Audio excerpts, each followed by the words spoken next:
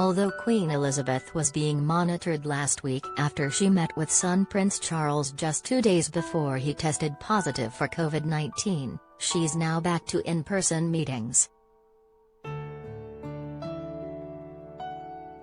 The monarch, 95, met with outgoing Defense Services Secretary Rear Admiral James Macleod as well as Major General Eldon Millar, who is taking over the position, at Windsor Castle on Wednesday.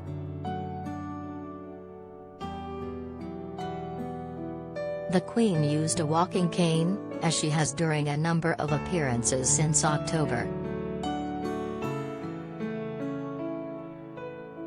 Queen Elizabeth also went without a mask for the meeting.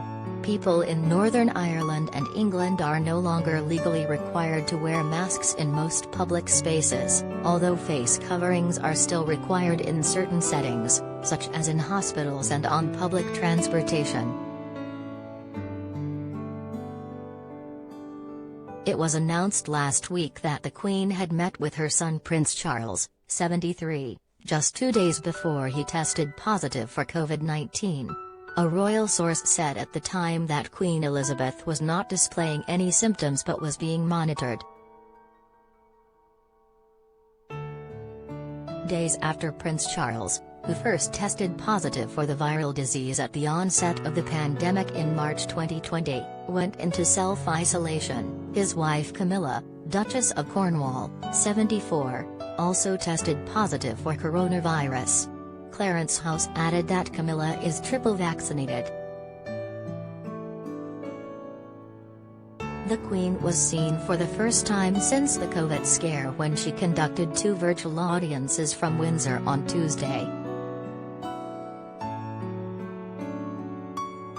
Queen Elizabeth returned to Windsor Castle, where she has spent most of her time since the onset of the coronavirus pandemic, earlier this month after observing Accession Day at Sandringham.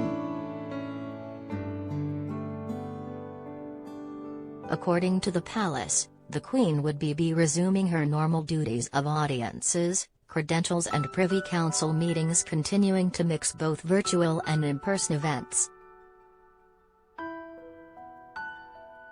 They also announced several events that the monarch hopes to attend in March.